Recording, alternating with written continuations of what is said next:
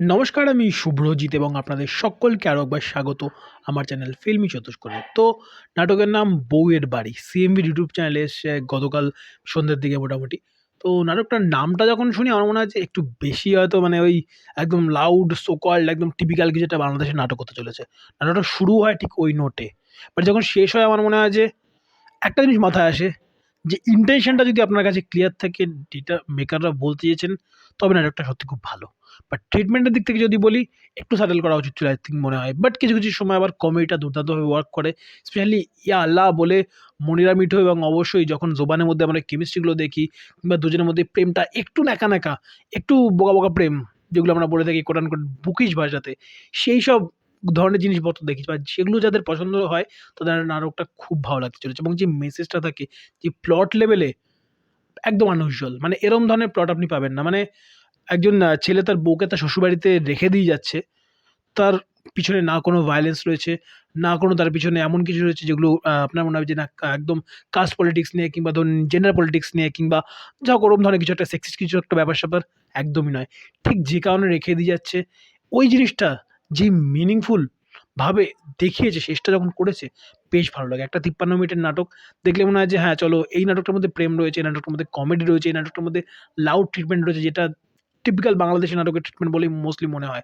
একটু লাউড যে পিচে কাজ করা, যদিও ওগুলো টেলিভিশন ড্রামা হিসেবে ১ম এ আসে আই থিংক যদি ভুল না হয়। তার পরবর্তীকালে ইউটিউবে এটা নাটকের আকারে আসে। যেই আকারে আসুক, টেলিভিশনের যে দর্শক তাদের ওই ক্যাটারিং করে ওই দর্শকটাকে ট্যাপ করে বানানো হয়েছে। বাট যেটা বানানো হয়েছে যদি বলি ওভারঅল আল্টিমেট দিক থেকে প্লট লেভেলে এটা খুব ভালো একটা প্লট ছিল।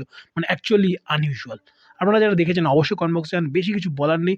পারফরম্যান্স এর দিক থেকে যদি বলি, জোভান যে ক্যারেক্টারটাকে ধরে রেখেছে, সেই ক্যারেক্টারটাকে ধরে রাখা, তার বডি ল্যাঙ্গুয়েজ, তার ম্যানারিজম সবাই মিলে বেশ ভালো।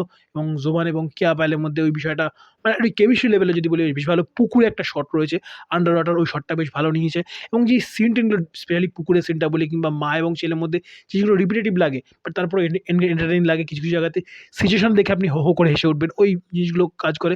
আবার কিছু, কিছু জায়গাতে যখন স্টার্টিং হয় আমার মনে হয় যে একটু বেশি লাউড, মানে একটা রুটিন নাটক জাস্ট রিভিউটা করতে হবে বলে for the sake of that দেখছি। বাট যত এগোয় নাটকটা আপনার মনে হয় যে হ্যাঁ, এবারে মনে হচ্ছে কিছু একটা রয়েছে যেটা আন্ডারলাইন বলতে চাইছে এবং সেই আন্ডারলাইনটা থাকতে, থাকতে লাস্টে গিয়ে যখন ব্যাপারটাকে একটু মুখের উপরে মোস্টলি বলে তখন মনে হয় যে না, এটা আই থিংক না বলে সাটল রাখলে আরেকটু হয়তো বেটার হতো। বাট ওই যে যেই দর্শকদের ক্যাটার করে বলতে চেয়েছে তারা সেখানে ওই জলবৎ তরলং করে সেটাকে বলবার প্রচেষ্টা মেকারদের দিক থেকে ছিল। বাট যাই ছিল আল্টিমেটলি যদি বলি সাধুবাদ জানাতে হয় তাদের এই প্রচেষ্টার জন্য, এই মেসেজটাকে লাউডলি বলতে চেষ্টা করাবার জন্য, এই মেসেজটাকে ক্লিয়ারলি বলতে চেষ্টা করবার জন্য এই প্রচেষ্টা এবং তাদের এই ভাবনাকে অবশ্যই কর্নিশ। যারা দেখেছেন অবশ্যই কমেন্ট বক্সে কেমন লেগেছে আপনাদের এই বউয়ের বাড়ি নাটকটা এবং এই লাউড পিচটাকে আপনি কতটা এই গল্পটার বলবার একটা মিডিয়াম হিসেবে দেখেন ভালো দিক থেকে বা পজিটিভ দিক থেকে, সেটা অবশ্যই কমেন্ট বক্সে জানাতে ভুলবেন না। ভিডিও ভালো লাগলে লাইক করুন, শেয়ার করুন। প্রথমবার যদি চ্যানেলটাকে দেখে থাকেন চ্যানেলটাকে সাবস্ক্রাইব করুন। পাশে থাকা নোটি বাটনটাতে অল নোটিফিকেশন অন করে চ্যানেলের সঙ্গে থাকতে ভুলবেন না। ভালো থাকুন, ভালো রাখুন এবং অবশ্যই ভালো, ভালো কনটেন্ট দেখতে থাকুন। Bye, by.